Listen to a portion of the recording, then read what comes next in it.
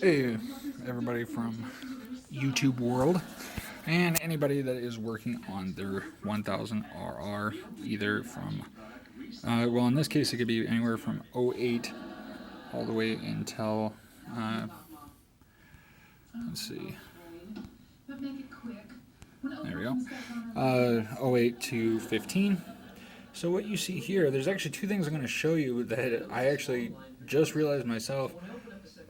This is actually the stator, or below the stator. Now, this is the flywheel that the manual says that you need to have what's called a flywheel holder, and also a, if you have a 12 or 11, what is it? I'm sorry, '09 and up, you need a, well, some sort of removal tool. And more than likely, you don't have it. Not a problem. Even if you don't have the flywheel holder, not a problem. And if you don't have the flywheel holder, it's actually a trick to getting the starter flywheel off without the flywheel holder.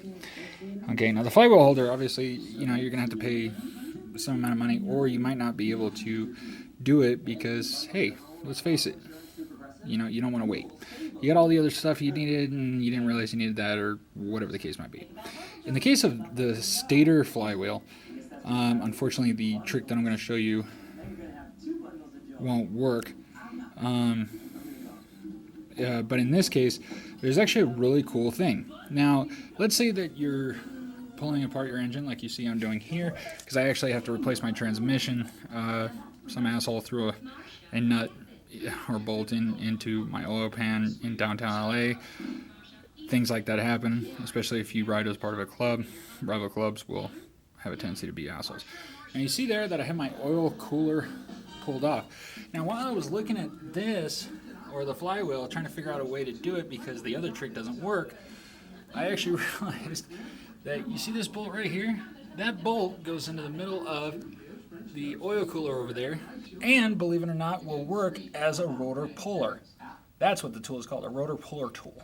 Okay, really nifty. If you have an '08 model, this might not work because I believe you have to do it a different way. However, what you're going to do is you're simply going to take that bolt with the, or after you've removed the bolt that's already in the middle of it, you actually see there's threads in here. They're the exact width and depth and all that other crap of that bolt right there that bolts your oil cooler into place. So what you're going to do is while this is in place on here, you're going to take two screwdrivers and very carefully, and not large or not deep ones because you don't want to hit your piston forks in there, okay, but you're going to put it through these holes here, and then, like I said, and very carefully take a 30 millimeter socket, and you're going to start turning it clockwise, okay, as if you're tightening it. You are tightening it because what you're doing is you're actually pushing the bolt against here, and that's going to push the flywheel off. It's a lot more difficult. You can't just pull it off with your fingers. I'm dead serious about that, okay?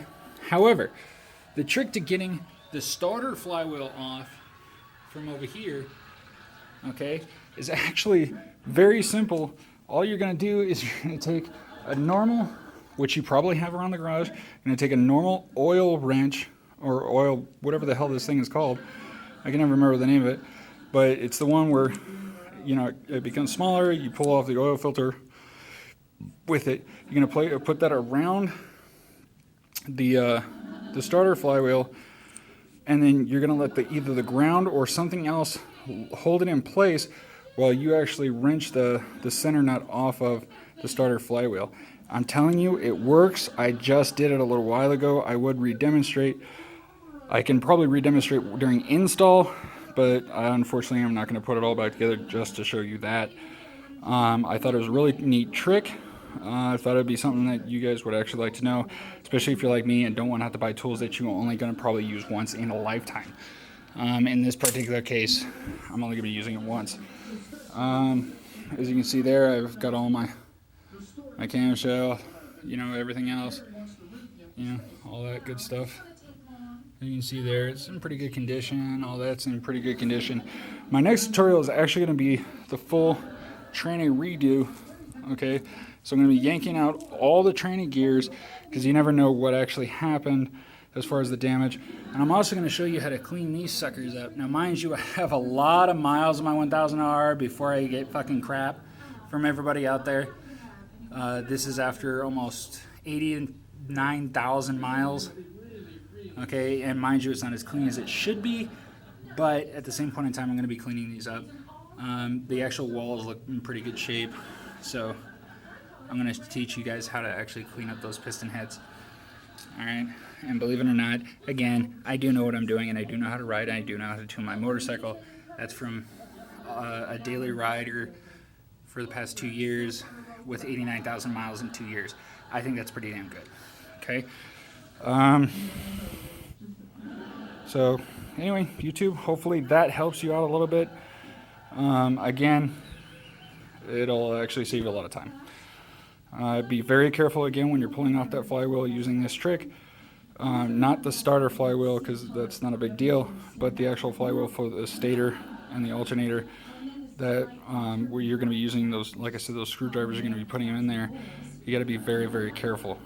Okay, I can't stress to you guys enough how important it is that you guys are careful with that, because you can actually really fuck up the internals of your engine.